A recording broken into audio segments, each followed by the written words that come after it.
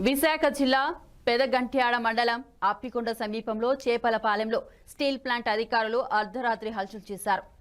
ముద్దా అప్పన్న అనే వ్యక్తి 12 ఏళ్లుగా చేపలపాలెంలో తమ కుటుంబంతో నివాసం ఉంటున్నాడు. Steel plant land and estate town administration department అధికారులు ఎటువంటి నోటీసులు ఇవ్వకుండా ఎవరూ లేని సమయం ఇళ్లను ధ్వంసం చేశారని బాధితులు తెలిపారు.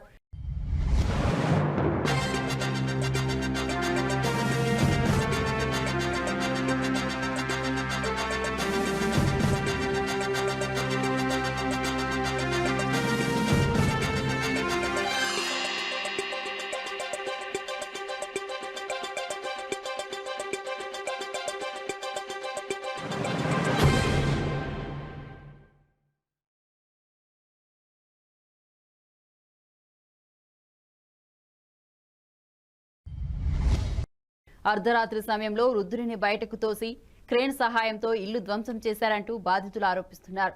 పోలీస్ యూనిఫామ్లో 50 మంది వచ్చారని, బంగారం, ఇంటి సామాగ్రి, డబ్బులు తీసుకుని అవకాశం ఇవ్వలేదని బాధితులు పేర్కొన్నారు. ఇది కక్ష సాధింపు చర్యని, ఇల్లు కట్టేటప్పుడు ఏ అధికారి రాలేదని, కానీ 3 సంవత్సరాల తర్వాత ఇల్లు నేలమట్టం చేయడంపై అధికారులపై విమర్శలు వినిపిస్తున్నాయి.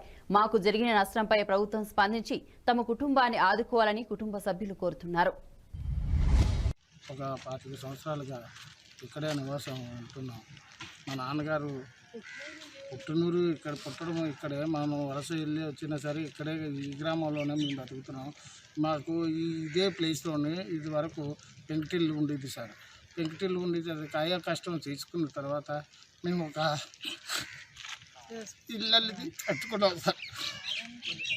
ఇళ్ళది కట్టుకుంటే ఈ స్టీల్ ప్లాంట్ వారు బాలరాజు, రామనాథ్ ప్రసాద్, ఇంకా తదితరులు ఒక 4 ఎంతమందో బెటాల్ని వచ్చి, నాకు తెలియలేదు సార్. నేను మా మామగారిని, మా నాన్నగారిని నీ ఇంట్లో పెట్టేసి మా ఆవిడ, నేను, మా పిల్లలు అందరం మేము వైజాగ్ వెళ్ళామండి.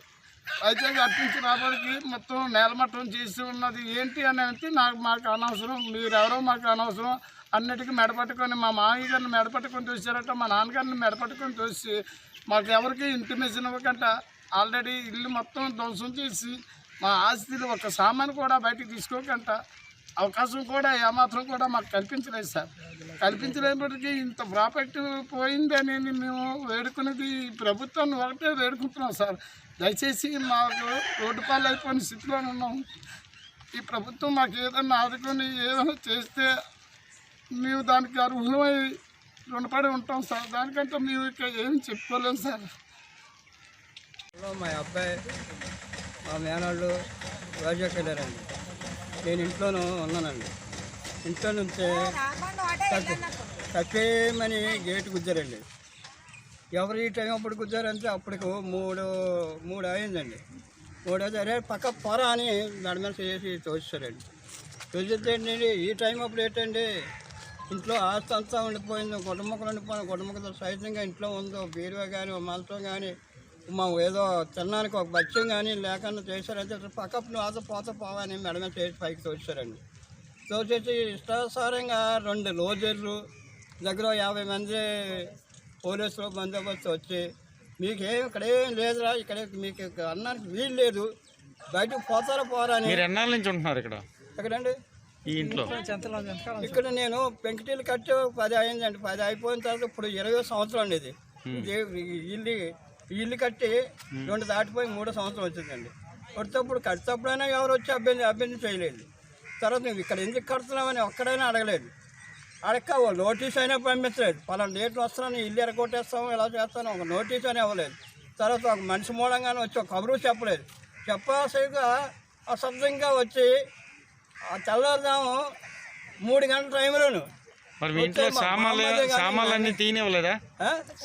ఒక్క గుడ్డ ముక్కను తీయలేదండి. ఈ పడితే ఏంటండి, ఎంత గవర్నమెంట్ మనిషి అయినా, ఎంత గవర్నమెంట్ ఆర్డర్ ఇచ్చినా ఇంత దురన్యాయం పనిచేయదంటే, అరే నీది ఎవడరా పోరా అన్నారు.